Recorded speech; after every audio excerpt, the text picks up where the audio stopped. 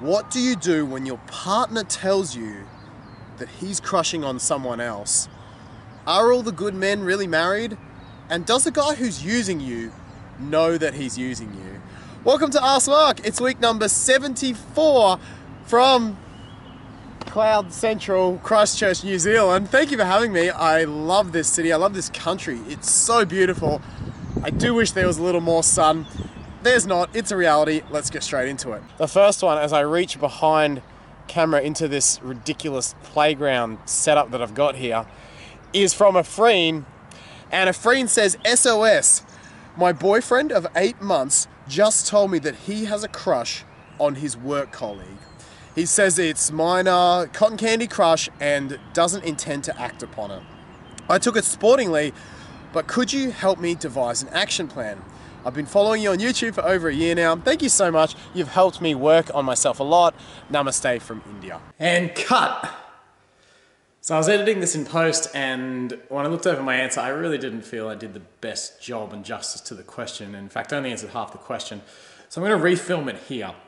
Basically, a frame, this can go one of two ways. It can either be really good, or it can be a sign things are turning, unfortunately, for the worst. Now, the guy's been honest with you, and kudos to his honesty. You know, we tend to think in the West in particular that monogamy means never thinking about, never fantasizing about someone else. And that's just not true. You will. And the fact that he's been open about it is actually nice. He's spoken his feelings, which is what you want. They're not always going to be feelings what you want to hear, but they're still feelings that he's feeling, that he's expressed to you. So that's a good thing. So in terms of an action plan, you do want to reward the honesty, even if it's not something you don't like to hear. And then you want to basically say to him, okay, well, cool, you're not going to act on it. I really appreciate you telling me. You know, let me know if it becomes more than a cotton candy crush. From there, you've really got to look at his actions. Remember, it's not like you guys have been together for years and he's developed a little cotton candy crush. It's only been 8 months. So I'm expecting this guy to still behave like a loving, doting boyfriend. If you're finding he's getting more distant, if you're finding he's pulling back, that's when you've got to start to think, hey, you know, you're really honest with me. Is there more to it? I'd love to hear more. And most importantly, if he wants to act on it, he can go and do that, but he has to do it outside of your relationship.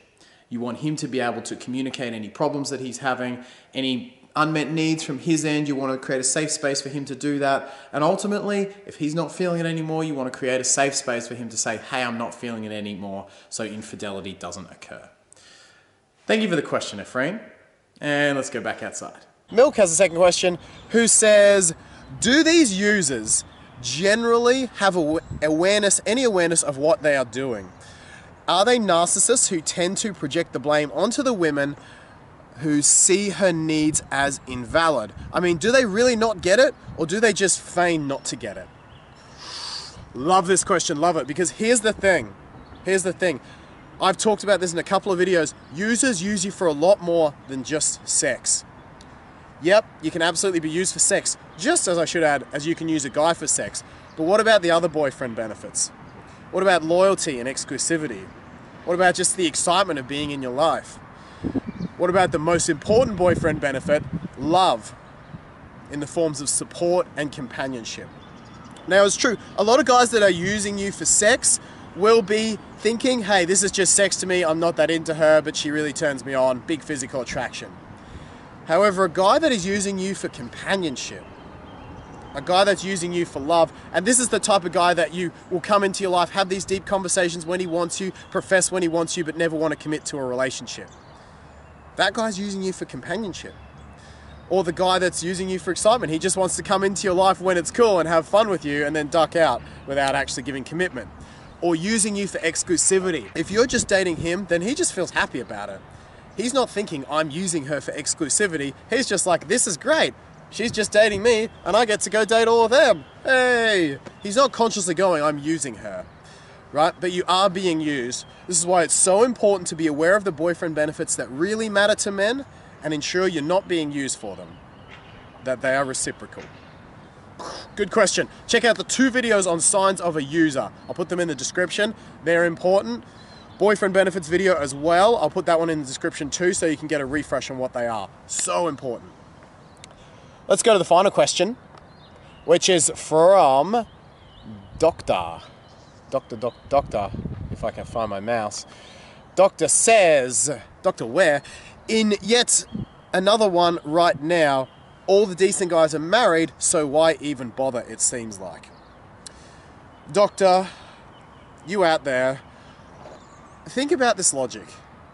If all the decent guys were married now, then where were they 10 years ago?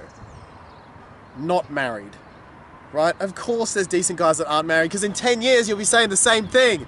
And I'll be like, 10 years ago we had this conversation and they weren't married yet. All the decent guys are not married. This is the limiting belief. It makes no sense. Now, all the decent guys, all the guys you've come across may not be decent. That means changing your reality. That means figuring out why. That means taking responsibility for that fact. Not just saying all the decent guys are married. You got this, Dr. Ware. Don't give up. Hey, that's the video. Oh, is it? Hold on. What's this? Oh, this is cute. This is cute. EJ said, love your videos so much. I saw you at the Diplo show in Manila, but was too shy to say hello. Don't be shy to say hello. If you see me somewhere, wherever it is, come and say hi. I promise I don't bite. Okay? You should have come over and said hi. That is the video now. Thank you for watching. Join the Facebook group. I'm in there. My master coaches are in there helping everyone. We've got the academy going as well. And make sure, as always, you hit that big red subscribe button with the little bell and the thumbs up so you get notifications. Thanks, New Zealand. This place is beautiful. The sun appears to have gone again, but it was a nice 10 seconds we had there. I look forward to seeing you next week.